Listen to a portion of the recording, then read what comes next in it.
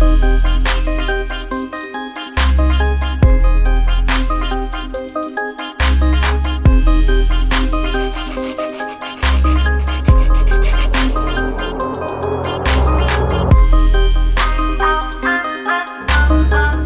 Friends, അക്വാ എയ്റ്റൂസറിന്റെ പുതിയൊരു വീഡിയോയിലേക്ക് എല്ലാവർക്കും വീണ്ടും സ്വാഗതം. ഇന്നത്തെ നമ്മുടെ വീഡിയോ മുറ്റത്തൊരു മീൻകുളം ഉണ്ടാക്കുന്നതും അതിലേക്കൊരു വാട്ടർ ഫിൽറ്റർ സെറ്റ് ചെയ്യുന്നതും തന്നെയുമല്ല നമ്മുടെ മീനുകൾക്ക് എങ്ങനെ ഹാൻഡ് ഫീഡ് ഈസി ആയിട്ട് ചെയ്യാമെന്നുള്ളതുമാണ്.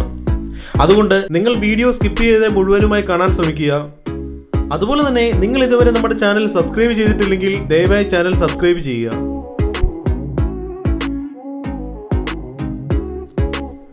ഉറച്ചു കിടക്കുന്ന മണ്ണിനെ വെട്ടിയിളക്കിയ ശേഷം ഇതിനകത്തുള്ള കല്ലുകളെല്ലാം നീക്കം ചെയ്യേണ്ടതാണ്. ഈ കുളം പണിയുവാൻ നമ്മൾ 2 അടി വീതിയും 9 അടി നീളവുമുള്ള 2 ഷീറ്റുകളാണ് എടുത്തിരിക്കുന്നത്. ഈ മണ്ണ് വെട്ടിയിളക്കിയ ശേഷം ഈ ഷീറ്റുകൾ നമുക്കിവിടെ ഉറപ്പിച്ച് നിർത്തണം. ഇതുപോലുള്ള കുറെ കുറ്റികളിലാണ് ഈ ഷീറ്റ് അടിച്ചുറപ്പിച്ച് നിർത്തിയിരിക്കുന്നത്.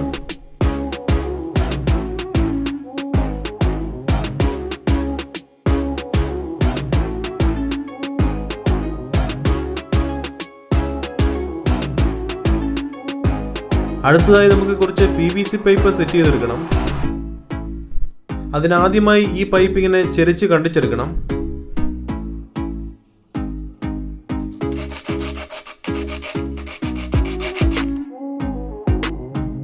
അതിനുശേഷം ഈ ടീക്കുള്ളിലേക്ക് 2 3/4 ഇഞ്ചിന്റെ പൈപ്പുകൾ സെറ്റ് ചെയ്യണം.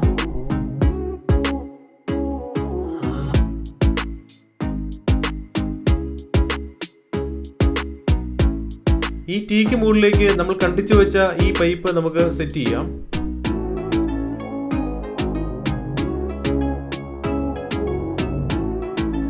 അതിനുശേഷം ഇങ്ങനെ ഒരു എൻഡ് ഗ്യാപ്പ് വെച്ച് ഒരു സൈഡ് നമുക്ക് അടച്ചു വെക്കണം.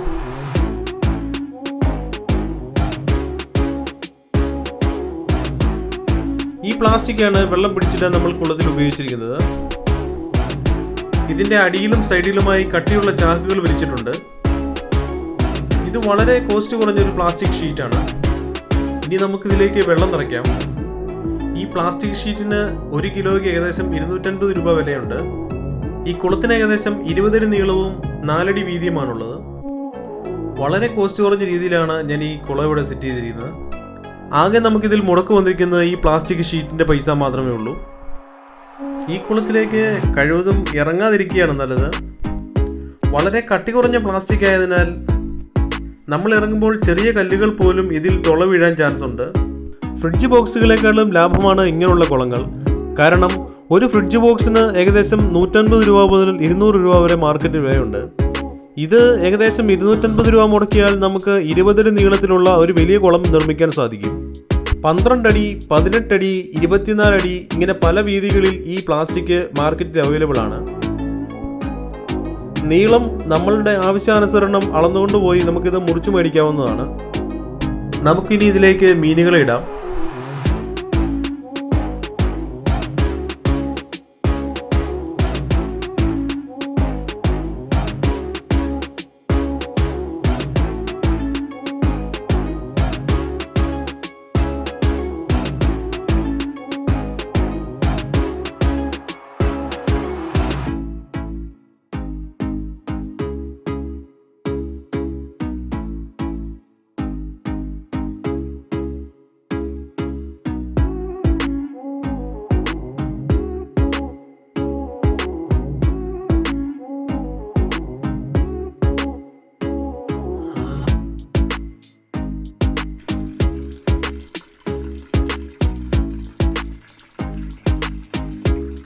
ഇതിലേക്ക് നമ്മളൊരു ഫിൽറ്റർ സെറ്റ് ചെയ്തിട്ടുണ്ട്.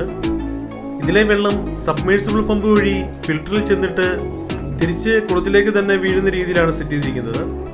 ഇതിൽ അഴിഞ്ഞുകൂടുന്ന വേസ്റ്റ് എല്ലാം താഴെ കൊടുത്തിരിക്കുന്ന ടാപ്പ് വഴി നമുക്ക് കളക്ട് ചെയ്യാവുന്നതാണ്. ഈ ഫിൽറ്ററിനെ കുറിച്ചുള്ള മുഴുവൻ ഡീറ്റെയിൽസും അടങ്ങുന്ന വീഡിയോ ഓൾറെഡി ഈ ചാനലിൽ അപ്ലോഡ് ചെയ്തിട്ടുണ്ട്. അത് കണ്ടിട്ടില്ലാത്തവർക്കായി ലിങ്ക് ഡിസ്ക്രിപ്ഷനിൽ കൊടുക്കാവുന്നതാണ്. അതുപോലെ ഇതിൽ ഉപയോഗിച്ചിരിക്കുന്ന സബ്മേഴ്സിബിൾ പമ്പ് 40 വാട്ട്സിൻ്റെയാണ്. അത്യാവശ്യം നല്ല ക്വാളിറ്റിയുള്ളൊരു പമ്പാണ്. അതിൻ്റെ വീഡിയോയും നമ്മൾ ഓൾറെഡി ചാനൽ അപ്ലോഡ് ചെയ്തിട്ടുണ്ട്. അത്യാവശ്യം നല്ല ഹൈറ്റിലേക്ക് വെള്ളം പമ്പ് ചെയ്യാൻ ഉപയോഗിക്കുന്ന നല്ലൊരു സബ്മേഴ്സിബിൾ പമ്പാണിത്. ഇത് ഞാൻ ആമസോണിൽ നിന്നാണ് മേടിച്ചത്. ആ ലിങ്കും ഞാൻ ഡിസ്ക്രിപ്ഷനിൽ കൊടുത്തിട്ടുണ്ട്. നിങ്ങൾക്ക് അതിൻ്റെ വിലയും കാര്യങ്ങളുമെല്ലാം നേരിട്ട് നോക്കാവുന്നതാണ്. ഈ മീനുകളെല്ലാം നമ്മുടെ വലിയ കുളത്തിൽ കിടന്ന മീനുകളാണ്. ഈ കുളം ഉണ്ടാക്കിയത് പ്രധാനമായും ഗപ്പി പോലുള്ള ചെറിയ മത്സ്യങ്ങളെ ബ്രീഡ് ചെയ്യാനാണ്. നല്ലതുപോലെ സൂക്ഷിക്കുകയാണെങ്കിൽ ഈ പ്ലാസ്റ്റിക് നമുക്ക് ഏകദേശം 1.5 വർഷത്തോളം ഉപയോഗിക്കാൻ സാധിക്കും. ഇനി നമുക്ക് ഈ മീനുകൾ എങ്ങനെ ഹാൻഡ് ഫീഡ് ചെയ്യാമെന്ന് കണ്ടു നോക്കാം. അതിനാദ്യമായി ഒരേ സ്ഥലത്ത് തന്നെ കുറച്ച് ദിവസം തീറ്റ ഇട്ട് കൊടുക്കേണ്ടതാണ്. ഇങ്ങനെ കുറേ ദിവസം ഒരേ സ്ഥലത്ത് തന്നെ തീറ്റ കൊടുക്കുമ്പോൾ നമ്മൾ പിന്നീട് കുളത്തിൻ്റെ അടുത്തോട് ചെല്ലുമ്പോൾ തന്നെ മീനുകൾ വന്നു തുടങ്ങും. അതിനുശേഷം വളരെ സാവധാനത്തിൽ വെള്ളത്തിൻ്റെ അരികിലേക്ക് കൈകൾ അടുപ്പിച്ചുകൊണ്ട് കുറേശ്ശെ തീറ്റ ഇട്ട് കൊടുക്കാവുന്നതാണ്. ആദ്യമൊക്കെ മീനുകൾ ഓടിമാറുമെങ്കിലും മെല്ലെ മെല്ലെ മീൻ നമ്മുടെ കൈകളുടെ അടുത്തേക്ക് വരും.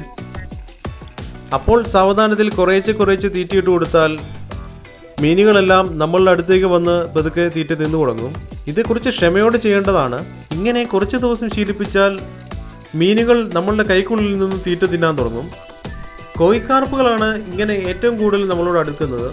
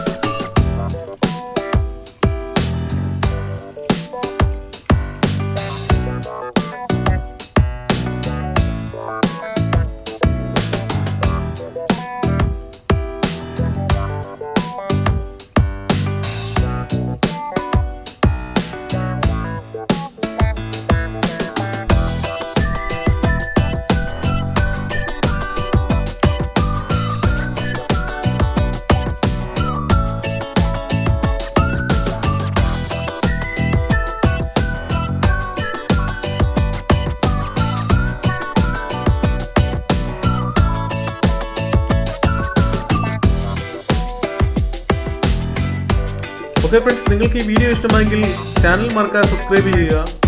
അതുപോലെ തന്നെ നിങ്ങളുടെ അഭിപ്രായങ്ങളും നിർദ്ദേശങ്ങളും കമൻറ്റായി രേഖപ്പെടുത്താവുന്നതാണ്. മറ്റൊരു വീഡിയോയുമായി വീണ്ടും കാണാം. ബൈ.